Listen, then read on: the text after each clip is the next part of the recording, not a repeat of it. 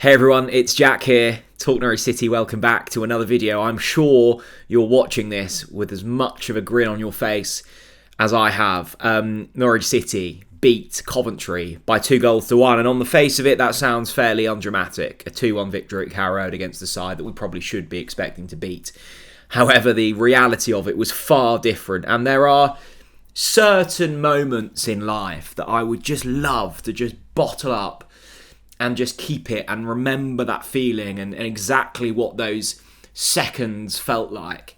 And those moments come around, I don't know, once a season if you're lucky in football, probably once every 3 seasons. The moments where you've almost given up and everything feels kind of difficult in that period, and then out of nowhere something happens that you don't expect. And not only does it happen once, it happens twice. And Forson Amankwah, the Ghanaian great, whatever you want to call this man, popped up with 2 moments of absolute magic in the 91st and the 95th minute of this match to win it and send Carrow Road into absolute eruption. I'm trying to think of the last game where we felt that moment, and I think it's probably there was that period, wasn't there, against Nottingham Forest and Millwall, where I think both of those games we scored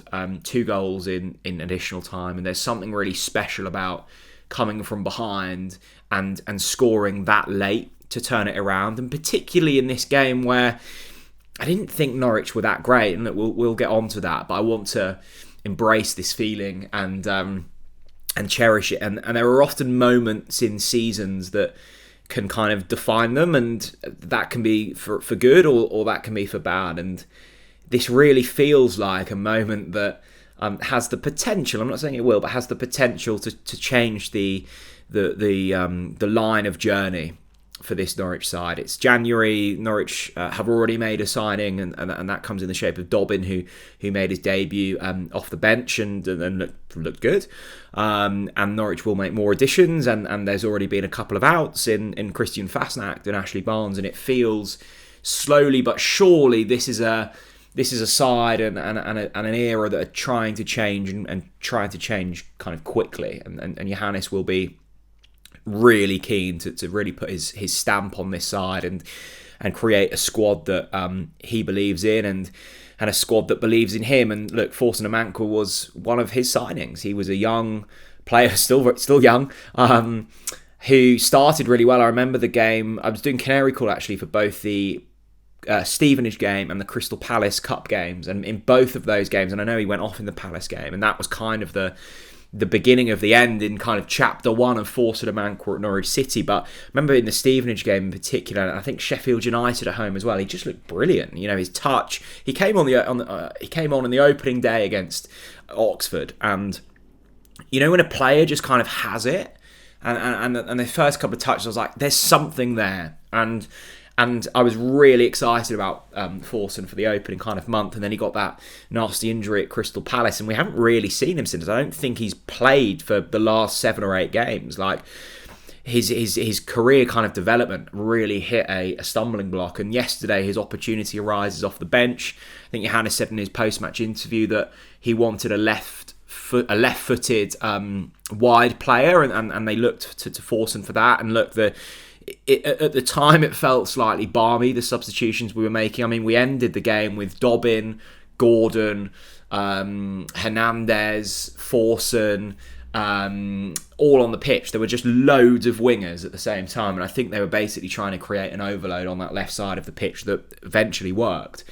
So, you know, hats off to Johannes and Jack Wilshere and Glenn Riddlesholm for getting that right and being able to change it in game. That was always my frustration with David Wagner, was I didn't ever feel like he had the ability to just turn a game on its head. If it wasn't going, you know, his way, the ability to change it in game. And I think Johannes has that and has shown that on a few occasions. And it's also just, you know, football's a baffling and balmy game because it's so, you know, everything is based on such fine margins. For 90 minutes of that game, you know, we could have quite easily been walking away with Norwich losing 2-0. You know, we 1-0 down, they had a great chance late on in the game that they probably should have scored.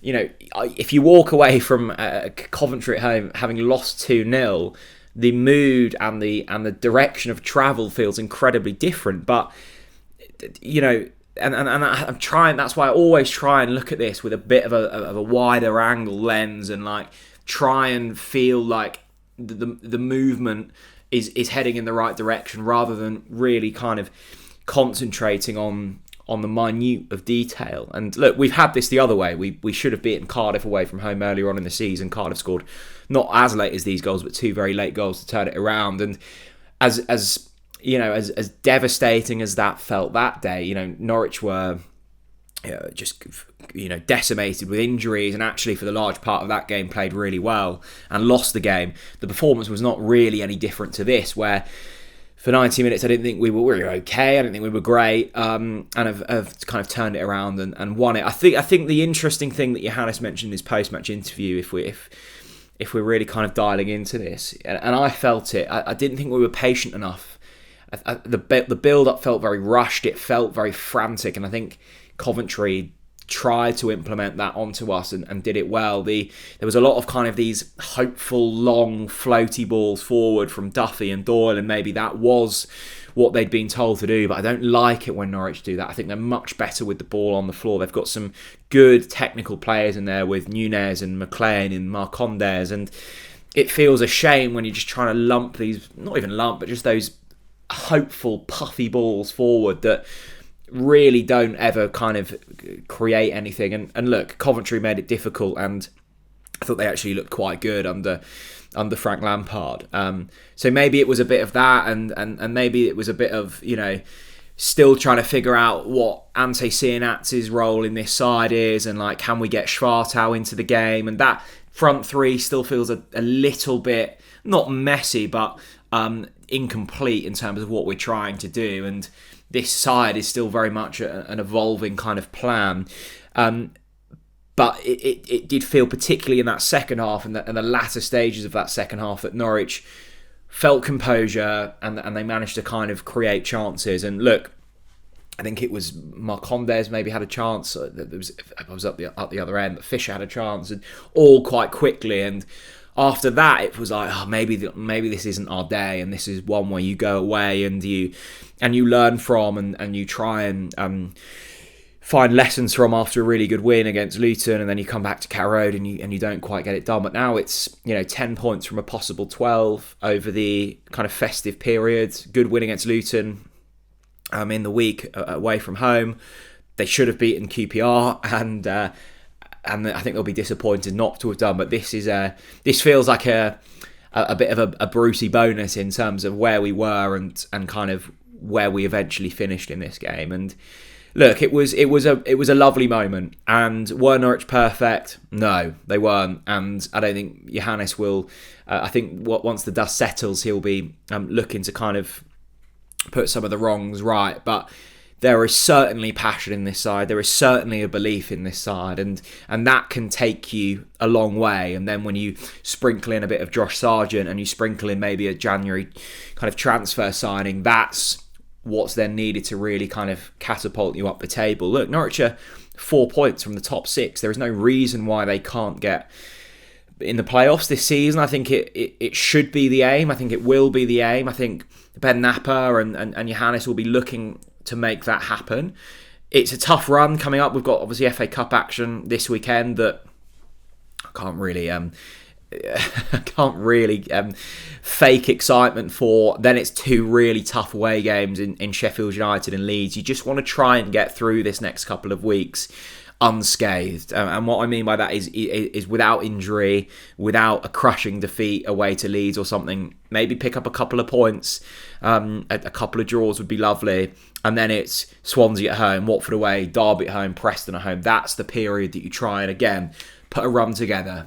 The mindset should be pick up points away from home, draws, just don't lose football matches, come back to Carrow Road and put in comprehensive performances and comprehensive wins. That should be the mindset. And I think if we do that from now until the end of the season, you know, who's going to write us off for the playoffs? So it was a lovely moment. I don't want to, nor do I feel it's fair to kind of delve deep into this performance and pick out the imperfections, because there were many, but this should be remembered for a wonderful moment for Forson Amankwah, a wonderful moment if you were within Carrow Road or wherever you were watching. I've got chills thinking about the Chris Gorham commentary, which was just brilliant and told that story so beautifully well, as he always does. And, you know, they're the types of games that have the ability to really bring people together and football clubs together.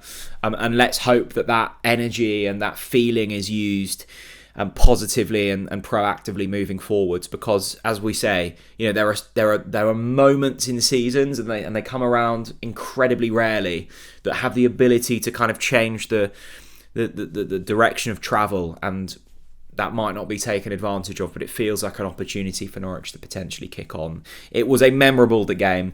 That first goal in particular was a stunning strike. The second was brilliant work from Onel down the left-hand side, and I want to make a kind of video talking more about Onel, and I'm sure we will on the podcast next week talk more about Onel, but I think his impact is you know, can't go unnoticed. So well done to Forson Amankwah, well done to Johannes and his coaching staff, well done to all of the players involved in that win. It was a moment. It was a brilliant moment, and remember it and hold it close, because they rarely come round, and when they do, you need to make the most of it. Norwich City won this game by 2-1. Thanks very much for watching, everyone. Bye bye.